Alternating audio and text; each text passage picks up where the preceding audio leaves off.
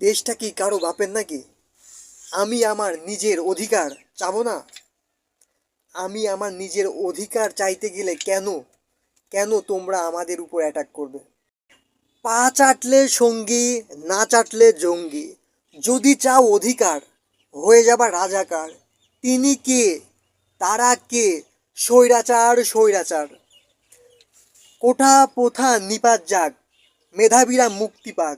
লাখো শহীদের রক্তে কেনা দেশটা কারো বাবার না।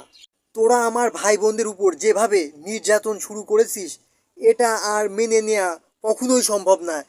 সারা দেশের ছাত্র সমাজ যেভাবে উঠে পড়ে লেগেছে, তোদেরকে একদম গোড়া থেকে উপড়িয়ে ফেলে দেওয়া হবে।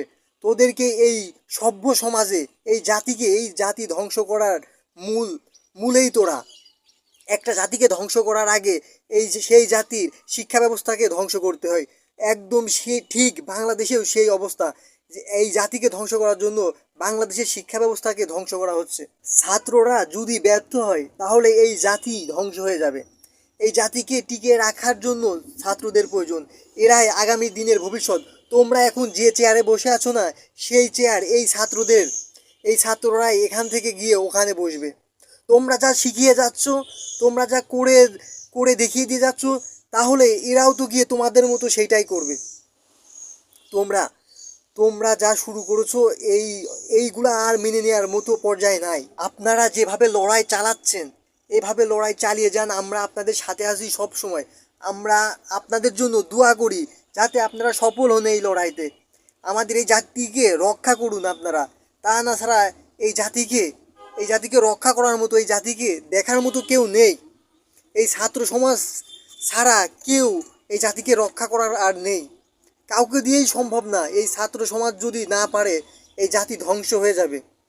আমরা সব সময় দোয়া করি আপনারা মাঠে থাকেন এবং আমাদের এই জাতিকে বাঁচান, এই সমাজকে বাঁচান।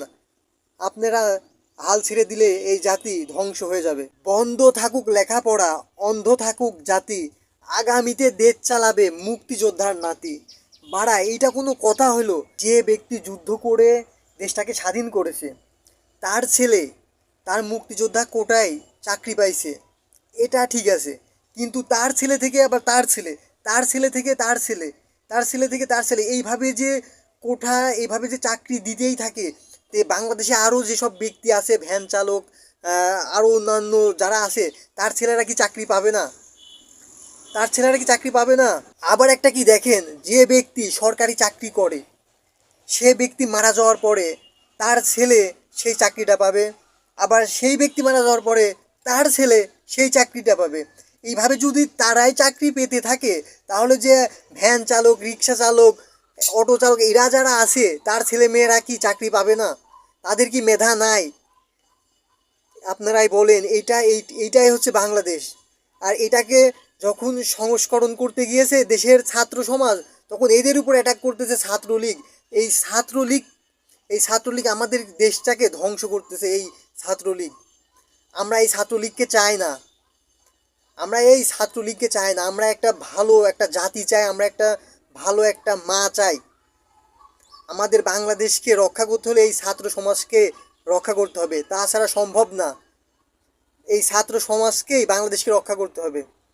বাংলাদেশের প্রতিটা জেলা থেকেই আমরা চাই, প্রতিটা বিভাগ থেকেই আমরা চাই যে ছাত্র আন্দোলন গড়ে উঠুক। এই এই কোঠা আর এই রাজনীতির একটা পরিবর্তন আসুক। আমরা চাই না, আমরা এই রাজনীতি চাই না, আমরা এই কোঠা চাই না। আমরা এই সভ্য সমাজ, আমরা ভালো একটা জাতি চাই। আমরা বাঁচতে চাই। আমার এই দেশের সন্তান, একজন মেধাবী সন্তান, সে কেন দেশ ছেড়ে অন্য দেশে চলে যাবে কাজের জন্য? বেঁচে খেয়ে বেঁচে থাকার জন্য সে এই বাংলাদেশ ছাড়ে। এখন ছেলে এখন এখনকার যে সমাজ, এখনকার যে যুবক সমাজ, এদের চিন্তা ভাবনায় আমরা কিভাবে বাংলাদেশ ছেড়ে অন্য দেশে চলে যাব? আমাদের এই ভাই বোনের উপর যেরকম ছাত্রলীগ নির্যাতন করতেছে, এটা সহ্যের বাইরে চলে গিয়েছে। আপনারা যারা মাঠে আছেন, তারা তারা মাঠে থাকুন। আমরা আপনাদের জন্য দোয়া করা ছাড়া আমাদের আর কিছু করার নেই। আমরা আপনাদের জন্য সব সময় দোয়া করতেছি, দোয়া করব। আপনারা মাঠে থেকে লড়াই করে যান। বাংলাদেশের প্রতিটা জেলায়, প্রতিটা বিভাগে এই আন্দোলন গড়ে তুলুন। এই জাতির পরিবর্তন আসা দরকার, এই জাতিকে সংস্করণ করা দরকার। তা না হলে এই জাতি ধ্বংস হয়ে যাবে। এই জাতিকে আপনারা বাঁচান, এই ছাত্র সমাজ আপনারা এই জাতিকে বাঁচান। আমাদের ভাই বোনের উপর আপনারা নির্যাতন আর করেন না। তাদের অধিকার তাদের অধিকার আদায় করে নিতে দেন।